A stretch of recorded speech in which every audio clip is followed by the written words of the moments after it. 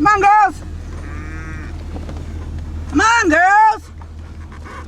Here, kids. You guys came back? Came back. You came past the seat.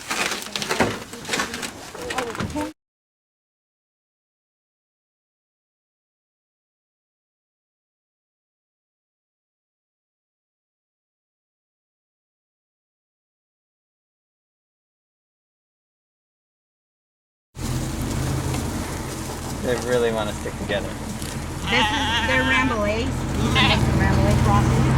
And you can put these guys on a pasture and there's not 6 inches between them.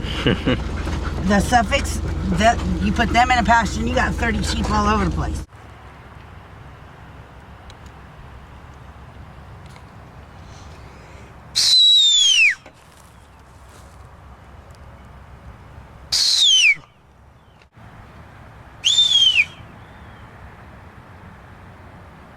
Walk up!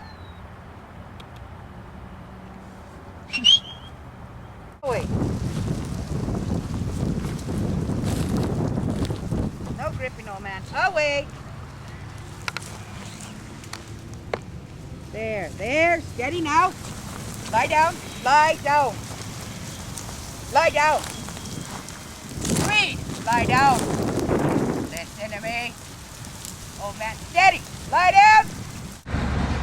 No, they're... So the cost of the lamb is the shepherd? Absolutely. The cost of the lamb is the shepherd, the dogs, and whatever hauling we have to do. Mm-hmm. Hey, the lambs are born here, or? They're born right there. Absolutely skilled labor. We bring them in from Spain and Peru. They're here for 9 months and then go home, and another crew rotates out. We have 3 guys that are legal. 100%, they're citizens that stay with us all the time that train the new guys. Mm-hmm. And we don't bring in guys from Mexico that don't know what they're doing. Most of these guys even bring their dogs with them. Valentine, my partner with the sheep, he's a Basque Shepherd. He's been here 50 years now, but as you can see, his English isn't great even now. And he's been just instrumental in teaching us what to do on a larger scale. You know, the 10 or 15 in a pen, anybody can do that. But when you're running flocks, our total operation is 7,000 animals. And so you have to have skilled labor. You have to have people who know what they're doing and know what they're looking at and who can stop a problem before it happens. Mm-hmm. The Dominigoni family, and they've been ranching and farming that piece of ground since 1871. And the son is Andy Dominigoni. Yes. Mm-hmm. There's like 9 bazillion of them. But Andy and Neil are the only ones that still really work the land. And we can go back up if you want and see the hay fields and the cornfields. And how many acres do they have? At one time, it was over 30,000 acres. But the lake has taken up a bunch of that, so it's down to about 17,000 acres. The lake? Which lake? Diamond Valley Lake. Diamond Valley Lake. That used to be our cow pastures and where we had our sheepdog trials and all that. And it's now underwater. There's 2,000 acres under fence, and I couldn't tell you exactly how much is out there on the hay fields and the sod farms.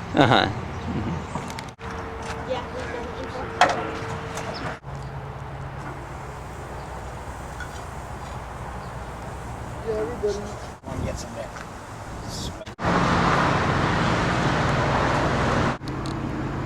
You know, they're eating the dry grass stubble, and if you go out there with a bale of alfalfa, they think, oh boy, this is awesome. We're standing in Andy's alfalfa field on the Dominigoni Ranch. This place has been in existence since 1871, and it is the largest and the last privately held ranch in Riverside County. This is the alfalfa we grow to feed our cows when there is no grass available, which happens occasionally when we have a bad year. But we're real lucky we have water year-round because right behind you is the Diamond Valley Lake, which used to be part of the Dominigoni Ranch. And so part of the deal was we have water. And then right over there we've got corn. We have our corn growing in our field corn over there, which most of it goes right across the street to the people who make the Winchester Gouda cheese. This is field corn, which is very different from sweet corn. I'm gonna get yelled at. Oh well.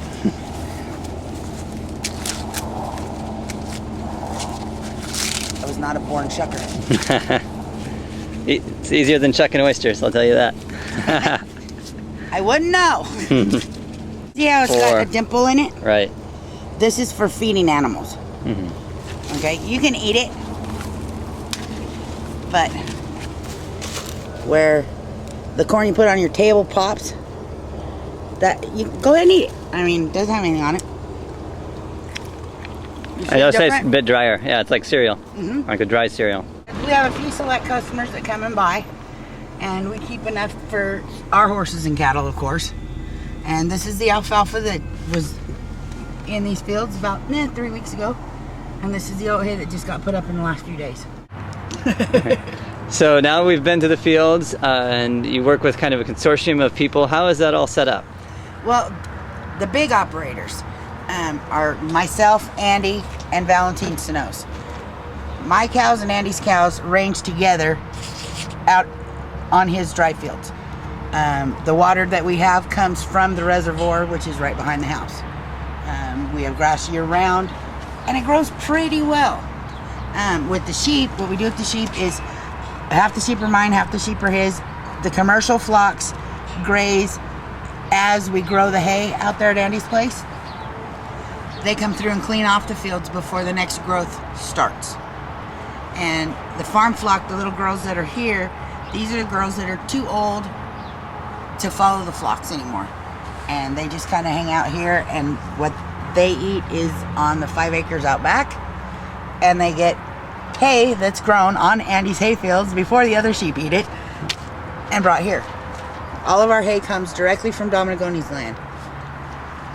And then, so you were telling me earlier how pretty much your daily routine is you'll go from your farm, I get up in the morning, I feed and make sure everybody's healthy here. Then I go 15 miles up the road, start at the cow pastures, make sure everybody's fat, dumb, and happy out there. Find where Valentine's got the sheep in their rotation. See if the herders need anything, if everybody's healthy, if the vet needs to be called, any of that, and then come back and start working horses pretty much. And then when you're ready to take some to slaughter, you just pick them up and we load them into the trailer, and we drive about an hour up the 15 freeway to Byton Heights, which is the only USDA approved packing plant for smallholders until ours is finished. That's the slaughter plant, right? Yes. Okay, and then you take them to Santa Fe. And then after they're done there, they're dispatched and cooled, and then I follow the truck because it's illegal for me to take it myself to Santa Fe Foods, which is just off the 55 freeway in Santa Ana, and they finish the dry aging on the beef and do all of our packaging. And again, they're the only USDA approved packing facility within 300 miles. And then when we buy it at Sea Rocket, you pick it up at Santa Fe Foods. I pick it up at Santa Fe Foods. It goes to yet another facility. It goes to the Pomona Food Lockers, which is a licensed commissary space, because according to USDA and the health department, everything has to be held in 3-phase, 30 degrees below zero, all but the 72 hours that you're actually out selling. So when I go to pick up stuff for you, I go usually the night before I'm coming down, pick up everybody's stuff that's going that direction, and try to get everything there in one trip. Yep. So I'm never traveling more than 80 miles one way in a day.